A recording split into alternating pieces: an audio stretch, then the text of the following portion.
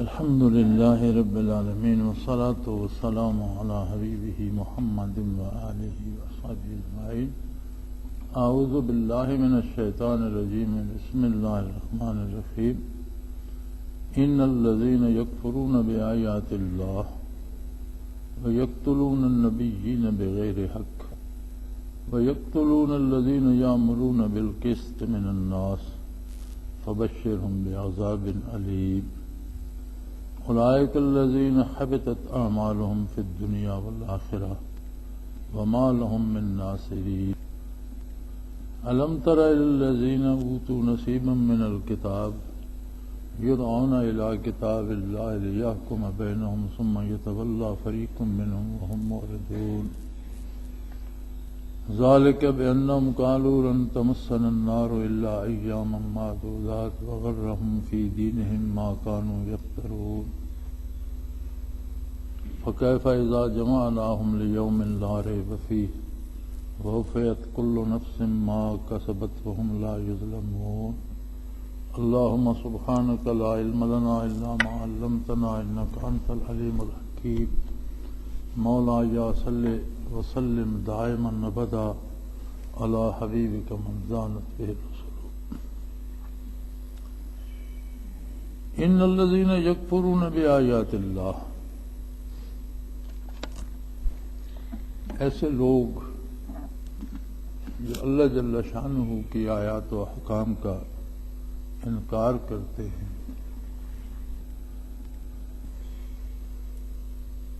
وَيَقْتُلُونَ النَّبِيِّينَ بِغَيْرِ حق، اور پھر اللہ کے نبیوں کو ناحق قتل کرتے ہیں. وَيَقْتُلُونَ الَّذِينَ يَأْمُرُونَ بِالْقِسْطِ مِنَ النَّاسِ، یہاں تک کہ لوگوں میں سے جو بھی حق کی بات کرے، بھلائی کی تعلیم دے، اسے قتل کر دیتے ہیں. فَبَشِّرْهُم بِعَذَابٍ أَلِيمٍ، ایسے لوگوں کو یہ بات بتا دیجئے کہ ان کا انجام بہت دردناک ہوگا، انہیں اللہ کا بہت دردناک عذاب نصیب ہوگا. بنیاد ہے احکام الہی کا انکار. اگرچہ آیات میں منکرین جو اہل کتاب میں سے تھے اور جنہوں نے حضور نبی کریم صلی اللہ علیہ وآلہ وسلم کی نبوت کا انکار ہی نہیں کیا، بلکہ منکرین کی امداد اور معاونت کرتے رہے اور مشرکین کو بھی اعتراضات سکھاتے رہے اور ہر طرح سے علمی اور عملی طور پر بھی اسلام کا راستہ روکنے کی کوشش کرتے رہے. نزول آیات کا سبب اگرچہ وہ ہیں، لیکن قرآن حکیم خطاب ساری انسانیت کو کرتا ہے اور سارے زمانوں کے لیے، ہمیشہ کے لیے ہے. اس زمانے کے لیے بھی تھا، آج کے لیے بھی ہے اور آئندہ زمانوں کے لیے بھی ہے. تو قرآن حکیم کی تمام باتیں اصولی ہوتی ہیں. وہ لوگ ان آیات کا مصداق تھے، لیکن اگر کوئی بعد میں آنے والا بھی اپنے کردار اور اپنے عمل سے اس طرح سے اپنے آپ کو ثابت کرے تو عند اللہ ویسے ہی لوگوں میں وہ شمار کیا جائے گا. ایسے لوگ جو اللہ کی آیات کا یا احکام الہی کا انکار کرتے ہیں، انکار دو طرح سے ہوتا ہے. ایک انکار تو یہ ہے کہ سرے سے ماننے سے ہی انکار کر دے، یہ تو صریح کفر ہے. اور ان کے پاس پہلے سے اللہ کی کتابیں نازل کردہ موجود تھی، تورات بھی، انجیل بھی. ان کی کتابوں میں بھی حضور نبی کریم صلی اللہ علیہ وسلم کی بعثت کی خبر دی گئی تھی، پیشگوئی موجود تھی. تو حضور اکرم صلی اللہ علیہ وسلم کی نبوت کا انکار یا قرآن کا انکار صرف قرآن کا اور آپ صلی اللہ علیہ وسلم کی نبوت کا انکار نہیں تھا، بلکہ وہ اپنی کتاب کے بھی منکر ہو رہے تھے، اور جو کچھ ان کی کتابوں میں تھا اس کا بھی انکار کر رہے تھے۔ دوسرا یہ ہوتا ہے کہ آدمی زبانی انکار تو نہ کرے لیکن ان پر عمل نہ کرے، اس کا عمل اپنی پسند کا ہو اور احکام الہی کی پرواہ نہ کرے، تو یہ بھی انکار ہی شمار ہوتا ہے۔ اگرچہ اس پہ علماء حق نے کفر کا فتویٰ نہیں دیا اور اسے فسق میں، گناہ میں شمار کیا ہے، لیکن کفر کی بنیاد جرم پر اور گناہ پر ہی ہوتی ہے۔ کوئی شخص نیکی کرنے سے یا اللہ کی اطاعت کرنے سے اس منزل تک نہیں پہنچتا۔ کفر ایک ایسی منزل ہے جس تک پہنچنے کے لیے بنیاد گناہ ہی بنتے ہیں، یعنی عملاً اگر آدمی تعلیمات الہی کا انکار کرتا ہے اپنی عملی زندگی میں، جس کا آج کل ہم اللہ ہمیں معاف فرمائے شکار ہو رہے ہیں کہ قرآن حکیم نے سود کھانے کو اللہ کے رسول صلی اللہ علیہ وسلم سے اعلان جنگ قرار دیا، ہم بڑے مزے سے کھا رہے ہیں۔ پہلے اعتراض ہوتا تھا کہ نظام ہی سارا سودی ہے، لیکن جب سے بلا سودی نظام بھی رائج ہوا ہے تو کتنے لوگ ہیں جنہوں نے سود لینا چھوڑ دیا ہے، اکثریت تو اسی میں ملوث ہے۔ اسی طرح سے دیگر امور میں، سچ بولنے میں، سچی گواہی دینے میں، دوسروں کے جان مال آبرو کے تحفظ میں، معاملات میں، لوگوں کے ساتھ برتاؤ میں، اگر عملی زندگی میں ہم لوگ، اللہ ہمیں معاف فرمائے، اگر عملی زندگی میں ہم لوگ اپنی من مانی کریں گے،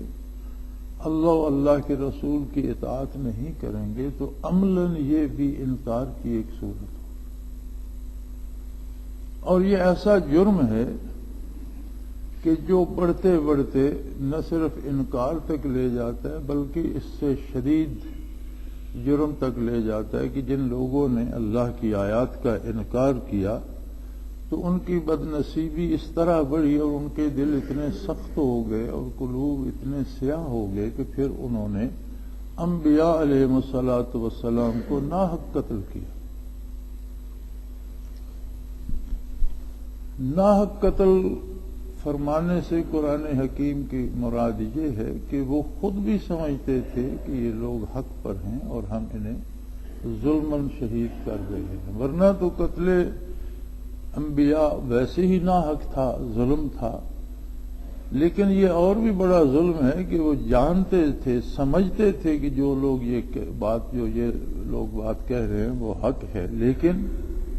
پھر انہیں شہید کر دیا۔ اور بنی اسرائیل کی تاریخ میں تو ہے کہ انہوں نے بہت سے نبیوں کو ایک ایک دن میں شہید کیا۔ تو یہ قتل انبیاء تک بات شروع انکار حق سے ہوئی کہ حق کی بات کا انہوں نے انکار کیا۔ اب انبیاء چونکہ حق پہ اصرار کرتے تھے تو ایک مقابلہ بنا اور وہ بڑھتے بڑھتے انبیاء کے قتل تک جا پہنچا۔ پھر اس پر بس نہیں ہے،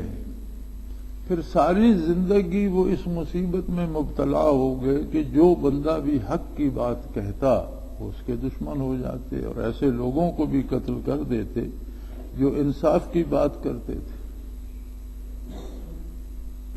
یعنی اللہ کے احکام کا انکار جو ہے یہ اتنی بڑی مصیبت ہے کہ اپنے بعد پھر بے شمار ایسے گناہوں میں مبتلا کر دیتا ہے جن کی تلافی ممکن نہیں ہے۔ اللہ کریم کی رحمت بہت وسیع ہے اور انسانی گناہ اسے عاجز نہیں کر سکتے۔ اگر انسان زمین و آسمان کے درمیان کو گناہوں سے بھر دے تو بھی ایک توبہ کافی ہے، اور اللہ قبول فرمائے تو ایک توبہ اس سب کی معافی کے لیے کافی ہے۔ لیکن بعض جرائم ایسے ہوتے ہیں، بعض گناہ ایسے ہوتے ہیں کہ جو ناقابل معافی ہوتے ہیں، جو توبہ کی توفیق بھی سلب کر لیتے ہیں اور دلوں پر مہر ہو جاتی ہے، ختم اللہ علی قلوبہم وعلی سمعہم وعلی ابصارہم غشاوہ ولہم عذاب عظیم، دلوں پر مہر کر دی گئی، ان کے کانوں پر پردے ڈال دیے گئے، آنکھوں پر پردے ڈال دیے گئے، نہ وہ حق سنتے ہیں، نہ سمجھتے ہیں، نہ ان کے دل قبول کرتے ہیں۔ تو اس کا سبب آدمی کے بعض ایسے گناہ ہوتے ہیں جو عند اللہ بہت ہی عظیم ہیں اور جو اللہ کو بہت سخت ناپسند ہے، تو وہ گناہ جب آدمی اللہ معاف کرے ان کا مرتکب ہوتا ہے تو توبہ کی توفیق بھی سلب ہو جاتی ہے۔ اس کی مثال ان اہل کتاب سے دی اللہ کریم نے جنہوں نے حضور نبی کریم صلی اللہ علیہ وآلہ وسلم کی نبوت کا انکار کیا اور آپ کے خلاف دوسروں کو تفارع کیا اور اسلام کے خلاف محاذ آرائی میں لگے رہے۔ تو فرمایا انکار کتاب سے یہ قتل انبیاء تک پہنچے۔ اب حضور نبی کریم صلی اللہ علیہ وسلم کی ذات ستودہ صفات پر محاذ آرائی اور بدر اور احد اور خندق میں لشکر کشی، یہ سارا کیا تھا؟ اس کی بنیاد کیا تھی؟ کیوں ضرورت پیش آئی لوگوں کو آقا نامدار صلی اللہ علیہ وسلم پر اور آپ کے متبعین پر لشکر کشی کرنے کی اور تلوار چلانے کی؟ اس کا بنیاد کتاب اللہ کا انکار تھا، اس کی بنیاد اللہ کی آیات کا انکار تھا۔ کتاب اللہ کا انکار انہیں اس درجے تک لے گیا کہ وہ شمشیر وقف ہو کر آقا نامدار صلی اللہ علیہ وسلم کے خلاف صفا رہا۔ تو اگر عملاً بھی اور زبانی بھی انکار ہی کر دیا جائے تو انسان کو وہ گناہ کی کس دلدل تک لے جاتا ہے۔ اسی طرح دیکھنا یہ چاہیے کہ نتائج جو مرتب ہوتے ہیں وہ عمل پہ مرتب ہوتے ہیں، کہنے پہ مرتب نہیں ہوتے۔ ایک عام سی مثال ہے، کوئی بندہ سارا دن کہتا رہے کہ میں نے کھانا کھا لیا، میں نے کھانا کھا لیا، اس کے کہنے سے اس کی بھوک نہیں دور ہوگی، اس کا پیٹ نہیں بھرے گا جب تک عملاً وہ کھانا کھائے گا نہیں۔ نتیجے تو عمل پہ مرتب ہوتے ہیں۔ ایک آدمی پیاسا ہے، اب وہ رات دن یہ وظیفہ کرتا رہے میں نے پانی پی لیا، میں نے پانی پی، اس کے اس اعلان سے اس کی پیاس نہیں بجھے گی۔ جب پانی پیے گا، عمل کرے گا، پیاس بجھ جائے گا۔ تو اگرچہ آدمی کہتا رہے میں انکار نہیں کرتا، میں مانتا ہوں، لیکن نتائج عمل پہ مرتب ہوتے ہیں۔ جب عملی زندگی میں وہ انکار کرے گا، عمل اس کے خلاف کرے گا، احکام الہی کے اور نبی کریم صلی اللہ علیہ وسلم کی سنت کے خلاف عمل کرے گا، تو نتائج عمل پر مرتب ہوں گے۔ علماء حق گناہوں کو تقسیم کرتے ہیں، گناہ کبیرہ کیا ہے، گناہ صغیرہ کیا ہے، لیکن اجتماعی طور پر جب اس ساری بحث کو سمیٹا جاتا ہے تو فرماتے ہیں کہ گناہ بہرحال ہر گناہ ہی بڑا ہے، اس لحاظ سے نہیں کہ کرنے والے نے چھوٹی نافرمانی کی، اس لحاظ سے بڑا ہے کہ نافرمانی کس کی چھوٹی نافرمانی بھی کی تو کس ہستی کی اللہ کی نافرمانی کی، اللہ کے رسول صلی اللہ علیہ وسلم کی نافرمانی کی، تو گناہ چھوٹا نہیں ہوتا۔ بتقاضائے بشریت انسان سے غلطی ہو سکتی ہے، اور اللہ کریم کی رحمت انسانی غلطیوں کو معاف کرنے کے لیے بہت وسیع ہے، لیکن وہ شخص جسے احساس ہو جائے کہ میں نے غلط کیا ہے، پھر توبہ کرے، اللہ سے استغفار کرے، معافی مانگے اور دعا کرے کہ اللہ مجھے اس گناہ سے بچنے کی توفیق عطا فرما اور مجھے اپنی اور اپنے حبیب کی اطاعت کی توفیق عطا فرما، تو یہ تو مداوع علم ساتھ ہوتا رہتا ہے۔ نبی کریم صلی اللہ علیہ وسلم نے فرمایا کہ دن میں کم از کم 100 بار استغفار ضرور پڑھ لیا کرو، کہ ایسے گناہ بھی ہم سے ہوتے رہتے ہیں جن کی ہمیں خبر ہی نہیں ہوتی۔ ایک حدیث شریف میں ارشاد ہے ایک آدمی نیک عمل کرتا رہتا ہے لیکن کبھی اس کی زبان سے ایک جملہ ایسا نکل جاتا ہے جو اس کے لیے اس کے دوزخ جانے کا سبب بن جاتا ہے اور ساری نیکیاں تباہ کرتا ہے۔ اور بعض اوقات ایسا ہوتا ہے کہ ایک آدمی کی زندگی تو بھلی نہیں ہوتی، خطا کار انسان ہوتا ہے، لیکن کبھی کسی موقع پر ایک جملہ ایسا اس کے منہ سے نکل جاتا ہے جو اللہ کو پسند آ جاتا ہے، اسے توبہ کی توفیق عطا کر دیتا ہے، اسے نیک کر دیتا ہے، اور وہ ایک جملہ اس کے جنت جانے کا سبب بن جاتا ہے۔ یعنی اس ایک جملے کے تو فعل توبہ نصیب ہو گئی، آئندہ زندگی بدل گئی، تو وہی ایک جملہ بخشش کا سبب بن گیا، یا کوئی ایک جملہ گستاخی کا ایسا نکلا جس پر اعمال سلب ہو گئے، توفیق عمل سلب ہو گئی، باقی کی زندگی گناہ کے سمندر میں چلی گئی اور وہ جہنم پہنچ گیا۔ تو معاملہ بہت نازک ہے کہ اللہ کے ساتھ ہے اور اللہ کے حبیب صلی اللہ علیہ وسلم کے ساتھ۔ تمام اعمال میں بنیاد ادب ہے، اور بارگاہ رسالت پناہی کے آداب قرآن کریم نے تعلیم فرمائے۔ ادب گاہست زیر آسماں از عرش نازک تر، ایسی ادب گاہ ہے کہ عرش عظیم سے بھی معاملہ نازک ہے۔ اگر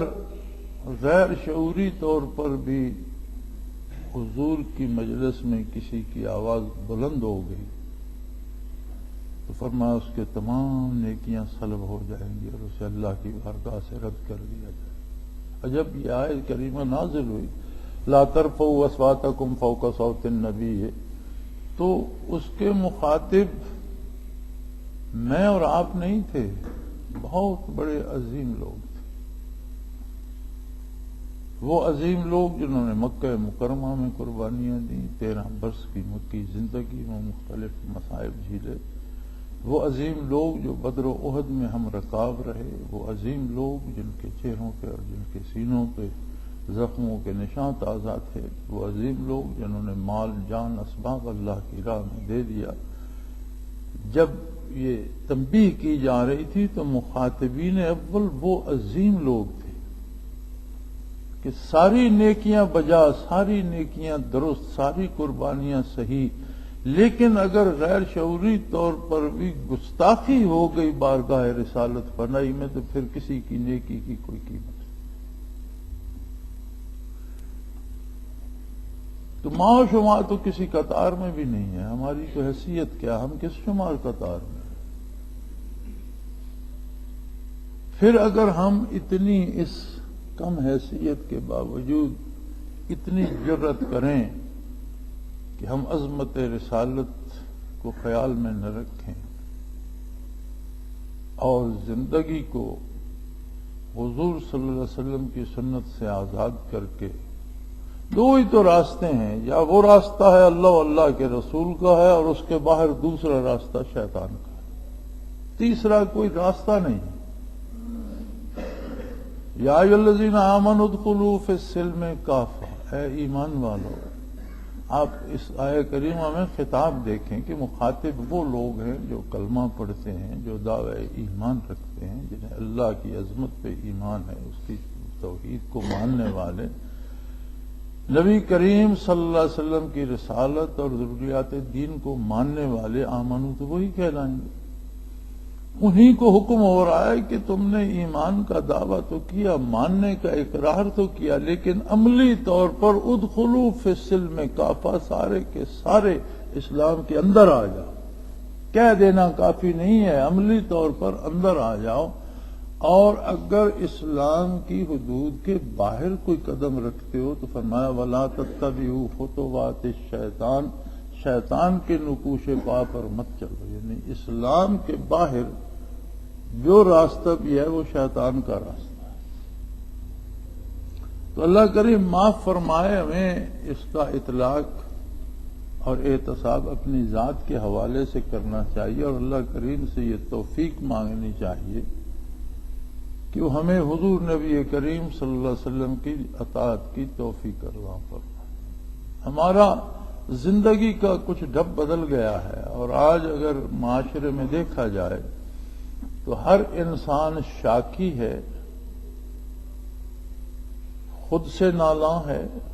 دوستوں سے نالاں ہے، رشتہ داروں سے نالاں ہے، حتیٰ کہ دین سے خفا ہے اور راضی اللہ پر بھی نہیں ہے۔ اور اگر ہم اپنی دن بھر کی دعائیں جمع کریں تو آپ خود اپنی دعاؤں کو کسی روز اپنا اندازہ کیجئے کہ دن بھر جو دعائیں دل سے نکلیں، یا جو دعائیں آپ نے مانگی، یا جو مانگنا چاہا، یا جو کسی بزرگ کے پاس گئے اس سے بات کی، کسی سے دعا منگوانی چاہی، کسی روز آپ انہیں ایک کاغذ پہ نقل کر کے دیکھیے، ہماری ساری دعائیں امور دنیا تک محدود ہو کر رہ جائیں۔ میری صحت درست ہو جائے، میرا روزگار بن جائے، میری دکان چل جائے، میرا بیٹا بیمار ہے، میرے بیٹے کا روزگار، سارا یعنی جو ہمارے امور دنیا ہیں، ہماری ساری دعاؤں کا مرکز وہ ہوں۔ لیکن میں نہیں سمجھتا کہ ہماری رات دن کی دعاؤں میں کہیں کوئی ایک دعا یہ بھی ہو کہ اے اللہ مجھے حضور کا صحیح اتباع کرنے کی توفیق عطا۔ اب یہ ایک دعا اگر ہم کر لیں تو دنیا و آخرت کے سارے معاملے حل ہو جائیں۔ دنیا کی پریشانیوں کا حل بھی اتباع رسالت ہے، آخرت کی پریشانیوں کا حل بھی اتباع رسالت صلی اللہ علیہ وسلم۔ وہ ایک دعا جو کرنی چاہیے، میں یہ سمجھتا ہوں کہ بہت کم لوگ ہوں گے جو یہ ایک دعا کرتے ہوں گے، یہ کراتے ہوں گے۔ اور بڑی عجیب بات ہے کہ جب ہم اللہ سے برکات چاہتے ہیں اور اس کی اطاعت نہیں کرتے تو یہ سوال ہی عجیب سا ہو جاتا ہے، ایک بے ڈھنگا سا سوال ہو جاتا ہے کہ اے اللہ ہم تیری نہیں مانتے لیکن تو ہماری بات مان۔ کلیہ ہی بدل جاتا ہے کہ وہ حاکم مطلق ہے اور ہمیں ہر حال میں اس کی اطاعت کرنا ہے۔ اصول یہ ہے کہ اللہ حاکم مطلق ہے، کوئی شرط نہیں لگائی جا سکتی اس کے ساتھ کہ میں تیرا یہ کروں گا اس لیے تو میرا یہ کر دے، یہ ناجائز ہے۔ وہ حاکم مطلق ہے، ہم کچھ کریں نہ کریں اس کی اطاعت کے سوا چارہ ہی نہیں۔ عملاً ہم یہ کرتے ہیں کہ ہم تو آپ کی بات نہیں مانیں گے اللہ میاں، آپ ہماری مانیے۔ تو پھر ایسی دعاؤں میں کیا اثر آئے گا،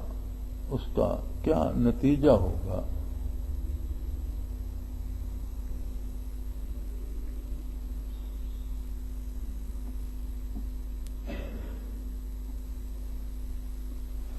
تو یہ ہمیں خود اندازہ کرنا چاہیے، دیکھنا چاہیے کہ میں کر کیا رہا ہوں، مانگ کیا رہا ہوں۔ یوں تو ہر شے اللہ ہی سے مانگنی ہے، وہی دینے والا ہے۔ اور نبی کریم صلی اللہ علیہ وسلم کا ارشاد ہے، ارشاد علی کا مفہوم ہے کہ جوتی کا تسمہ ٹوٹ جائے تو بھی اللہ کی بارگاہ سے مانگو، چھوٹی سے چھوٹی چیز بھی اسی سے مانگو، بڑی سے دنیا بھی اسی سے مانگنی ہے، پریشانیوں کا حل بھی اسی سے مانگنا ہے، بیماری کے جواب میں صحت بھی اسی سے مانگنی ہے۔ لیکن یہ بھی دیکھنا ہے کہ ہم اس کی اطاعت کی توفیق بھی مانگیں اور اس کی اطاعت بھی کریں، تو یہ چیزیں اطاعت کے ساتھ از خود بھی آ جائیں گی۔ اور پھر ان چیزوں کو اطاعت کے ساتھ جب مانگا جائے گا تو مانگنا بھی عبادت ہو جائے گا، اور عدم اطاعت کے ساتھ جب ہم مانگیں گے کہ ہم تو آپ کی بات نہیں مانتے، آپ ہماری بات مانیے، تو یہ کلیہ الٹ جائے گا اور اس کا کچھ حاصل نہیں ہوگا۔ تو فرمایا صرف احکام الہی کا انکار قتل انبیاء تک پہنچا دیتا ہے، پھر ہر اچھے آدمی کی مخالفت شروع ہو جاتی ہے۔ اور ایسے لوگ جو ہیں اے میرے حبیب انہیں کہہ دیجئے کہ کہ جو اس مصیبت میں پھنس گیا اب دنیا میں بھی تکلیف سے زندگی گزارے گا اور آخرت میں بھی اس کے لیے دردناک عذاب ہے۔ اولئک الذین حبطت اعمالهم فی الدنیا والآخرہ، جو اس مصیبت میں پڑ جاتے ہیں یہ وہ لوگ ہیں جن کے اعمال دنیا و آخرت دونوں جہانوں میں غارت کر دیے جاتے ہیں۔ اگر اتفاق سے کوئی بھلا کام بھی ان سے ہو جائے تو وہ بھلائی شمار نہیں ہوتا، اس لیے کہ بھلائی کرنے کا تو وہ ارادہ ہی نہیں رکھتے۔ وَمَا لَهُم مِّن نَاصِرِينَ، اور اس مصیبت میں گرفتار لوگوں کا کوئی مددگار بھی نہیں، کوئی ایسا بھی نہیں ہے جو ان کے لیے دستے دعا ہی اٹھا دے، جو ان کی کسی طرح سے دعا سے یا اللہ کی بارگاہ میں التجا کر کے مدد کر سکے۔ اور ایسے لوگوں کو آپ نے دیکھا، أَلَمْ تَرَ الَّذِينَ أُوتُوا نَصِيبًا مِّنَ الْكِتَابِ يُدْعَوْنَ إِلَىٰ كِتَابِ اللَّهِ لِيَحْكُمَ بَيْنَهُمْ ثُمَّ تَوَلَّىٰ فَرِيقٌ مِّنْهُمْ وَهُمْ مُعْرِضُونَ۔ آپ نے دیکھا جن لوگوں کو کتاب دی گئی اور پھر انہیں اسی کتاب کی طرف بھی دعوت دی گئی کہ اگر ان میں کوئی جھگڑا ہے تو اس کتاب کے مطابق اسے حل کر دے، اس پر بھی ایک فریق ان میں سے اعراض کر کے منہ پھیر کر چلی گئی اور ماننے سے انکار کر دیا۔ بعض یہود کا ایک جھگڑا بارگاہ رسالت پناہی میں آیا، آپ صلی اللہ علیہ وسلم نے فرمایا کہ تمہیں اپنی کتاب پر تو ایمان ہے تو تمہارے جھگڑے کا فیصلہ تمہاری کتاب کے تورات کے مطابق کر دیا جائے، تو اس پر بھی ایک فریق ناراض ہو کر چلا گیا کہ نہیں یہ ہمارے ساتھ زیادتی ہو رہی ہے اور ہمیں خواہ مخواہ کتاب کا، جیسے آج کل ہوتا ہے کہ لوگ اپنی پسند سے جینا چاہتے ہیں، اللہ کی پسند سے نہیں، اللہ کے حبیب کی پسند سے نہیں، دین کی پسند سے نہیں، اپنے نفس اپنی خواہشات کی پسند سے جینا چاہتے ہیں، اور جب دین کی بات کی جائے تو پھر وہ جھگڑتے ہیں کہ آپ خواہ مخواہ ہم پر ایک دین کے حوالے سے اپنی بات ٹھونسنا چاہتے ہیں، تم ہمیں جینے نہیں دیتے، تم ہماری عزتیں نہیں کرتے، ہمارا احترام نہیں کرتے، ہماری اہمیت کو نہیں سمجھتے، ہمارے معاملات میں مداخلت کرتے ہو۔ حالانکہ یہ مداخلت نہیں ہوتی کہ کسی کو خلوص نیت سے اللہ کا حکم سمجھایا جائے، لیکن اب قحط الرجال ہے، نہ خلوص سے حق سمجھانے والے لوگ ملتے ہیں اور نہ کوئی حق کا طالب ملتا ہے۔ جو ملتا ہے وہ چاہتا ہے کہ دین بھی میری پسند کے مطابق ہو، احکام بھی وہ ہوں جیسے میں چاہتا ہوں، میں جو چاہتا ہوں کرتا رہوں، اس پر مجھ کو ثواب بھی ملتا رہے۔ کوئی ایسا وظیفہ بتا دو جو میں پڑھ لوں، پھر لوگوں کا مال بھی ہڑپ کرتا رہوں، لوٹ مار بھی کرتا رہوں، برائی بھی کرتا رہوں، لیکن جنت کا بھی مجھے سرٹیفکیٹ مل جائے۔ اب بتانے والے بھی بے شمار ہیں، وہ کہتے ہیں یہ کام کر لو جنت تمہاری پکی ہو گئی، پھر جو مرضی کرتے۔ تو یہ خود فریب بھی ہے، اپنے آپ کے ساتھ دھوکہ ہے، جیسا کردار ہوگا ویسے نتائج سامنے آئیں گے۔ فرمایا انہیں ایک اور غلط فہمی ہو گئی ہے، یہ کیوں اللہ کی کتاب کو بھی نہیں مانتے، عملی زندگی میں اس پر عمل سے بھاگتے ہیں۔ ذالک بأنہم قالوا لن تمسنا النار الا ایاما معدودات، یہ کہتے ہیں کہ یہ ہمیں تو دوزخ چھوئے گی نہیں، اور اگر کسی جرم کسی گناہ کے بدلے چند روز جانا بھی پڑا تو چند دن کے لیے چھوٹا موٹا عذاب ہوگا اور نجات ہو جائے گی۔ وغرہم فی دینہم ما کانوا یفترون، ان کے ان جھوٹے خیالوں نے،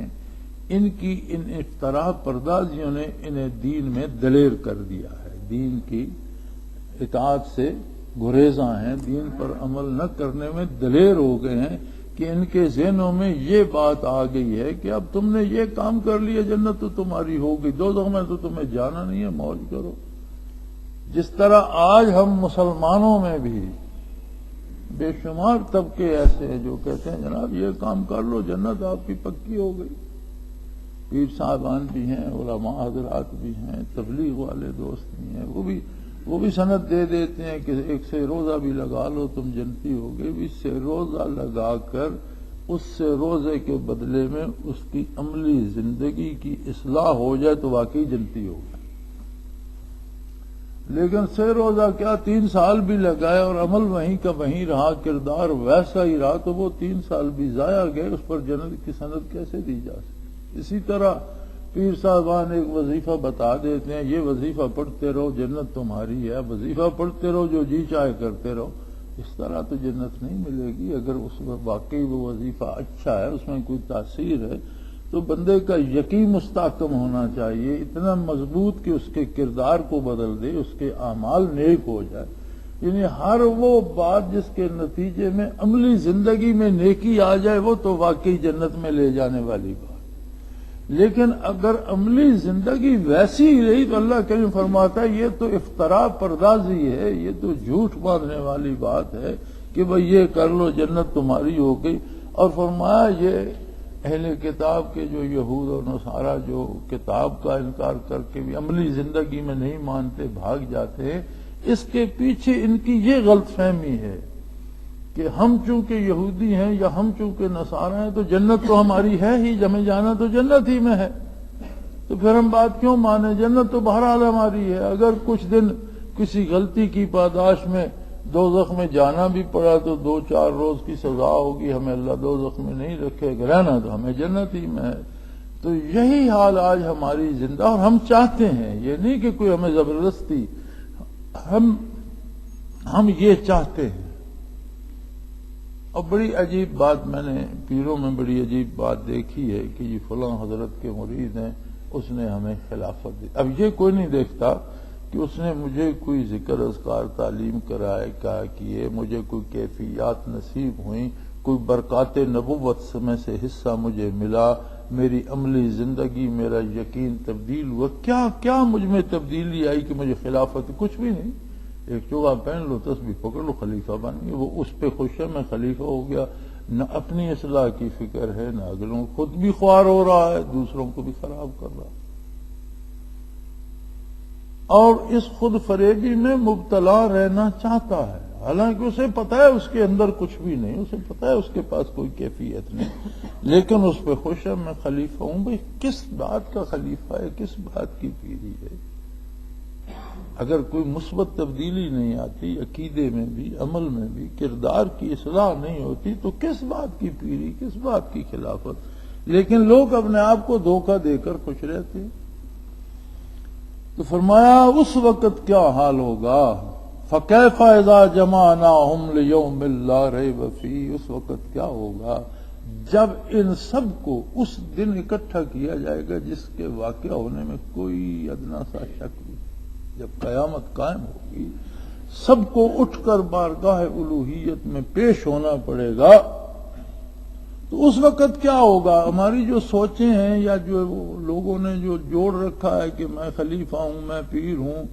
میں جنتی ہوں، میں نے چلے لگائے، میں نے وہ وظیفہ کیا، فرمایا سارے جھوٹ کھل جائیں گے۔ وَوُفِّيَتْ كُلُّ نَفْسٍ مَا كَسَبَتْ، ہر آدمی کا جو کردار ہوگا اس پر اسے نتائج دیے جائیں، اس کے داموں پر نہیں، اس کے کہنے پر نہیں کہ میں پیر ہوں، میں فقیر ہوں، میں ولی ہوں، میں عالم ہوں، میں مقرر ہوں، میں نے یہ کیا، میں اس کے کہنے پر نہیں، عملی زندگی میں عملاً جو کچھ اس نے بھلا کیا یا اس نے کسی کا بھلا کسی کو سکھایا، ہر بندے کو انداز ہی عجیب ہے قرآن کریم۔ کیفا، کیا حال ہوگا اس وقت، کس قدر لوگ حیران ہوں گے یہ جنہیں خوش فہمیاں ہیں کہ عمل کچھ بھی نہ کرو جنت ہماری پکی ہو گئی، جب یہ کہا جائے گا روز حشر کہ لاؤ ان کے اعمال کے دفتر، اور جو کچھ کسی نے کیے، کسی کے وہم لا یظلمون، کسی کے ساتھ زیادتی نہیں ہوگی، کسی سے زیادتی نہ کرو،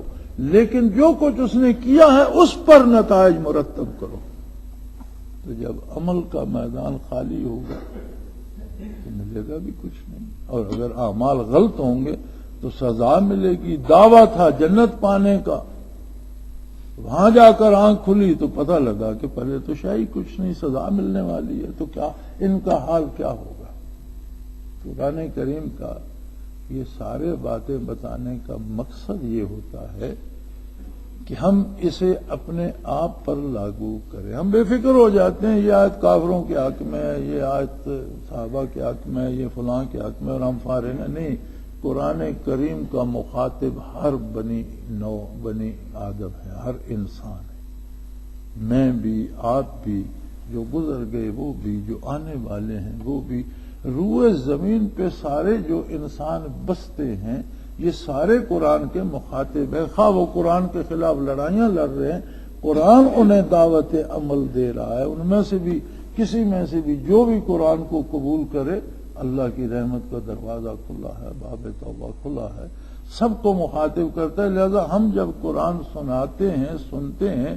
تو میں یہ نہ سمجھوں کہ میں آپ کو تلقین کرتا ہوں اور اپنے آپ کو بھول جاؤں، اور آپ یہ نہ سمجھیں کہ ہم نے حضرت کا بات سن لیا ہم بخشے گئے۔ میاں بات بخشش کی عمل پر ہوگی۔ واعظ وہ واعظ ہے جسے سن کر عملی زندگی میں تبدیلی آئے۔ اللہ کی اور اللہ کے حبیب صلی اللہ علیہ وسلم کی اطاعت کے علاوہ ہمارے پاس کوئی چارہ کار کسی کے پاس بھی نہیں ہے۔ جو بھی نافرمانی کر رہے ہیں جب آنکھ بند ہوگی تو کھل جائے گی۔ ہمارے ایک ساتھی ہوا کرتے تھے، ہم سبق ہوتے تھے ہمارے ساتھ، حضرت رحمۃ اللہ تعالی علیہ کی خدمت میں، بلکہ ہم سے پہلے کے تھے، تو وہ فرمایا کرتے تھے، کاشتکار آدمی تھے، پڑھے لکھے نہیں تھے، وہ فرمایا کرتے تھے کہ میاں جب قبر میں مٹی پر سر رکھ کر سر پر بھی مٹی ڈال دیں گے، قبر بند کر دیں گے تو پتہ تب چلے گا۔ اب کی باتیں چھوڑو، اس وقت کا خیال کرو کہ اس وقت کیا ہوگا، اس وقت سامنے کیا آئے گا، تو وہاں معاملہ اعمال پر ہوگا، اور اعمال کی بنیاد عقائد اور ایمان ہوتا ہے۔ ایمان میں اتنی قوت ہو، ایمان قلبی یقین کا نام ہے، اس میں اتنی قوت ہو کہ وہ بندے کو اللہ کے حبیب صلی اللہ علیہ وسلم کی اطاعت پہ پابند کر دے، اور اپنی کوشش،